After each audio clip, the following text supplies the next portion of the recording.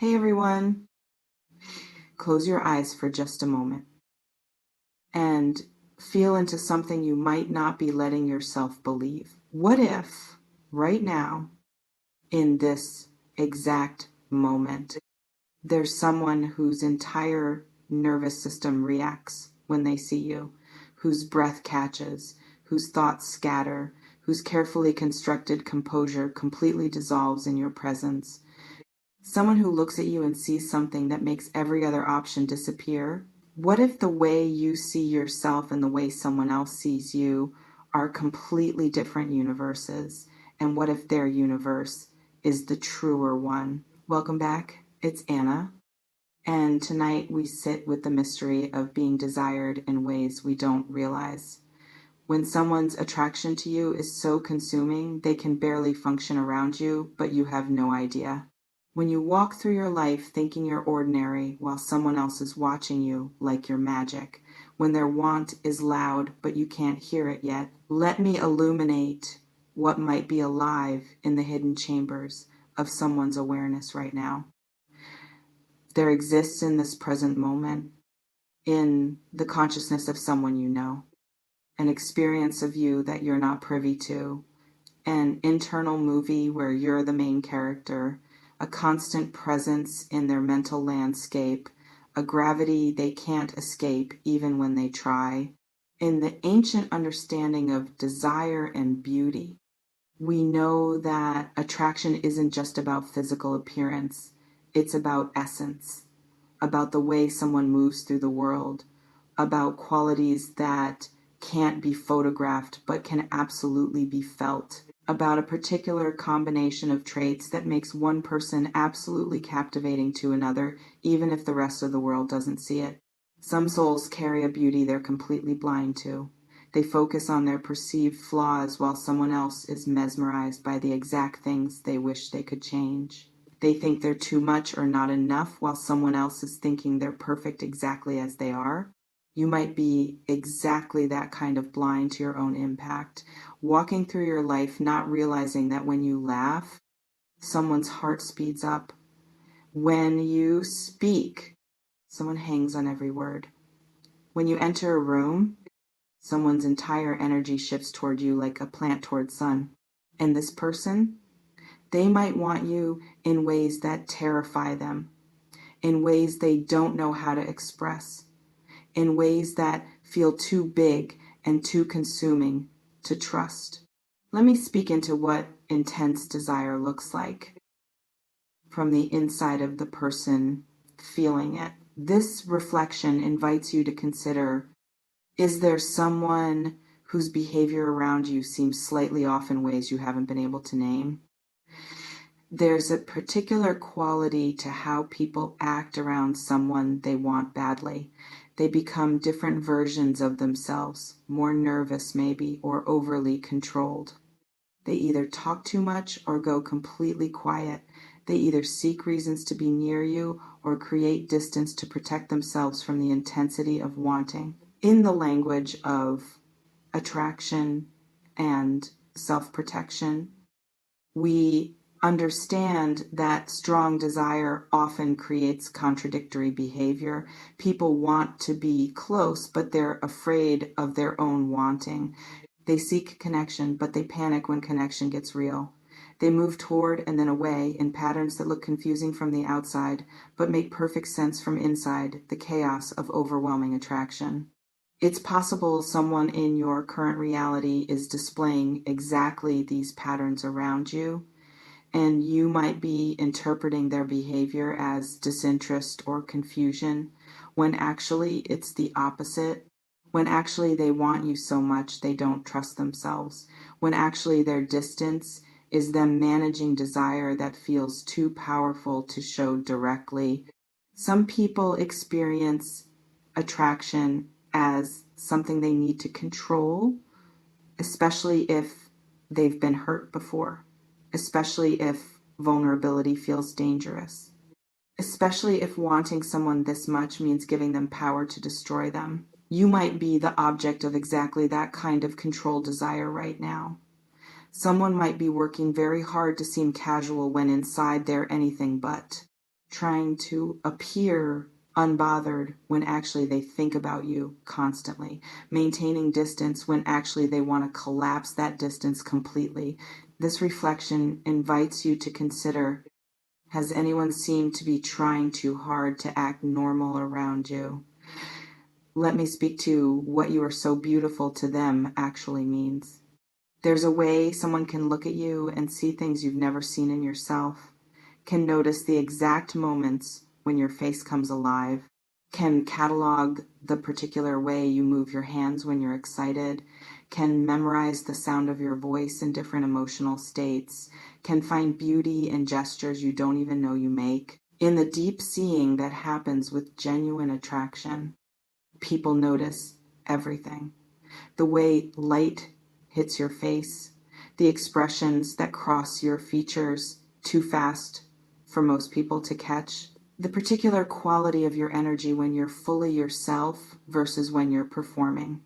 It's possible someone has been studying you in exactly this way, not in a creepy way, in a captivated way, in a way where they can't help but notice because you're magnetic to them, where paying attention isn't effort, it's automatic, where seeing you clearly is just what happens when you fascinate someone completely. Some souls are beautiful to everyone, but that's not what this is.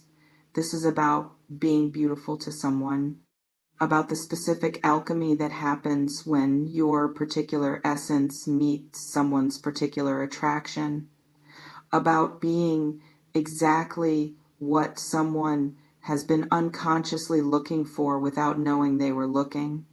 You might be exactly that for someone right now. Not generically attractive, but specifically, particularly, devastatingly beautiful to them.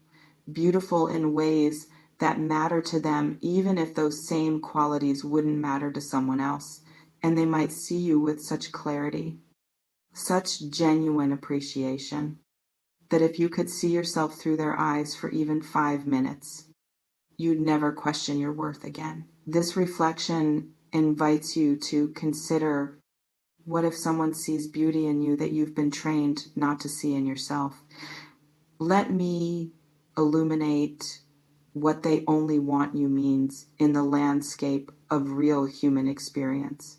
There's a difference between being interested in someone and being completely oriented toward them. Interest is casual. Orientation is fundamental. Interest can shift. Orientation is fixed. Interest compares options.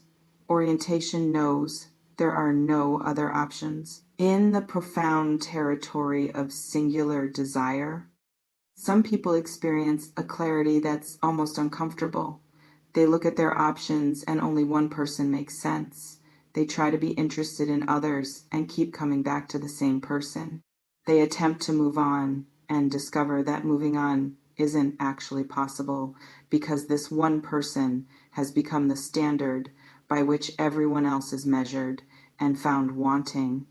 It's possible someone is experiencing you as exactly that kind of singular focus right now, not because they're obsessive, but because their system has decided, has recognized you as what it wants, has oriented fully in your direction in a way that makes other options feel irrelevant. Some people fight this kind of clarity. They try to want other people. They force themselves to explore other options. They resist the singularity because it feels vulnerable to want one person this completely. But the wanting doesn't shift. The orientation doesn't change. You remain the person their entire being is pointed toward. You might be that person for someone right now, the one they keep comparing everyone else to, the one they try not to think about but can't stop thinking about, the one who makes everyone else feel like settling, the one they only want even when they wish they could want someone else because wanting only you feels too risky. This reflection invites you to consider, has someone seemed to remain single or distant from others while staying somehow connected to you? Let me speak to what wanting someone badly actually feels like from inside the experience. There's a particular intensity to strong attraction that's almost physical, a pull, a magnetism, a feeling of rightness when you're near them and wrongness when you're apart, an inability to be fully present anywhere else because part of you is always tracking where they are and what they're doing. In the consuming fire of real desire, people become slightly obsessed, not in unhealthy ways necessarily, but in the way where you become the soundtrack they can't turn off, where thoughts of you interrupt whatever else they're trying to focus on, where their day is measured by whether they saw you or heard from you or had any contact at all. It's possible someone is experiencing exactly this level of want for you right now. You're the first thought in the morning and the last thought at night. You're the reason they check their phone. You're the person they scan for in every room. You're the name that makes their heart rate change. Some people hide this intensity well. They've learned to seem casual when inside they're anything but. They've practiced appearing unbothered when actually you bother them in the best possible way. They've gotten good at maintaining composure when actually your presence completely undoes them. You might have no idea that someone is this affected by you. Might walk past them thinking you barely register while actually you're all they can think about. Might interact normally while they're using every ounce of self-control to seem normal when nothing about how they feel is normal. This reflection invites you to consider, what if someone's casual demeanor around you is actually a performance covering overwhelming desire? Let me speak to why they might not have shown this yet. There's a particular kind of paralysis that happens with intense want. The stakes feel too high, the risk of rejection too devastating, the fear of ruining what already exists too real. So people wait. They hope for perfect timing, they look for absolute certainty, they try to guarantee the outcome before they risk showing their hand in the territory of fear and courage around vulnerability. We understand that some people need a lot of safety before they can reveal, need clear signals, need obvious encouragement, need someone else to go first so they don't have to risk as much. It's possible the person who wants you badly is waiting for exactly these kinds of signals from you, watching for any indication that you might feel something too, looking for permission to show what they feel, hoping you'll somehow reveal your interest first so they can respond without the full vulnerability of initiating. Some souls are brave in every area of life except this one. They can take professional risks. They can handle physical danger. But emotional risk around someone they really want, that undoes them.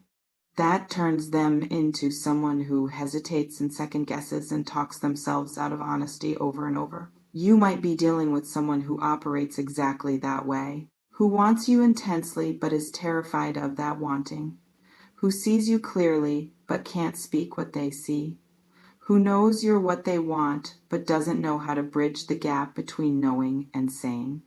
This reflection invites you to consider, what would shift if you gave someone permission to want you out loud?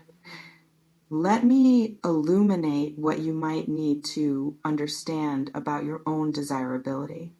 There's a way we internalize messages about our worth that have nothing to do with how we're actually perceived. We believe we're too much or not enough based on old wounds and past rejections and voices that told us we needed to be different to be loved. In the deep unlearning that must happen around self-perception, we have to separate what we were taught about ourselves from what's actually true. We have to consider that maybe the critical voice is wrong. Maybe the doubt is inherited. Maybe the insecurity is old information that doesn't apply to current reality. It's possible you've been walking through life believing you're ordinary while being extraordinary to someone. believing you're flawed while being perfect to someone, believing you're too much or not enough while being exactly right to someone. Some people spend their whole lives unable to receive love because they can't believe they're lovable. They reject evidence of desire because it doesn't match their internal narrative. They dismiss attraction because they've decided they're not the kind of person who gets wanted this way. You might be doing exactly this right now. Missing signals because you don't believe the signals could be for you. Explaining away interest because you can't imagine someone wanting you that badly. Remaining blind to desire because seeing it would require updating your entire self-concept. This reflection invites you to consider, what if you're more desirable than you've allowed yourself to believe? Let me close by speaking to what this moment is inviting. Whether or not someone wants you badly in exactly the way described here, the deeper invitation remains to consider that you might be underestimating your own impact, to recognize that your presence affects people in ways you don't track, to understand that being beautiful isn't about matching a standard. It's about resonating with someone's specific frequency. In the sacred work of owning your worth, you don't need someone else's desire to validate you, but you can let the possibility that you're desired remind you that your internal narrative might be too harsh, that the critical voice might be lying, that you might actually be exactly what someone has been hoping for. You remain whole regardless of who wants you. Your worth isn't determined by external desire. Your beauty isn't contingent on being seen. But also, you might be seen in ways you haven't realized, wanted in ways that haven't been spoken, beautiful to someone who hasn't found courage to tell you yet. The power is yours to either believe it or dismiss it, to stay open to being desired or to keep yourself protected from hope, to let yourself be seen or to stay hidden. Before we part, I ask you to consider, if someone did want you this badly, is less than #0 5 hashes greater than, how would you know? What signals might you be missing because you don't believe they could be for you? Reflect in the comments if moved, and consider what becomes possible when you allow that you might be someone's most wanted person. This person wants you bad. You're so beautiful to them. They only want you. These might all be true for someone in your orbit right now, someone whose internal experience of you is completely different from how you experience yourself, someone who sees beauty you don't, someone who wants you in ways you haven't realized, or maybe no one specific. But the deeper truth that you're more magnetic than you know, more beautiful than you believe, more worthy of desire than you've allowed yourself to accept. Trust yourself in this. Trust that your worth isn't dependent on being wanted, but also trust that being wanted might be more present in your life than you've noticed. Trust that someone might see you clearly even when you can't see yourself. May you learn to receive desire when it arrives. May you recognize beauty when it's reflected back to you. May you know you're worthy before anyone else confirms it. You are seen. You are wanted. You are beautiful. Believe it.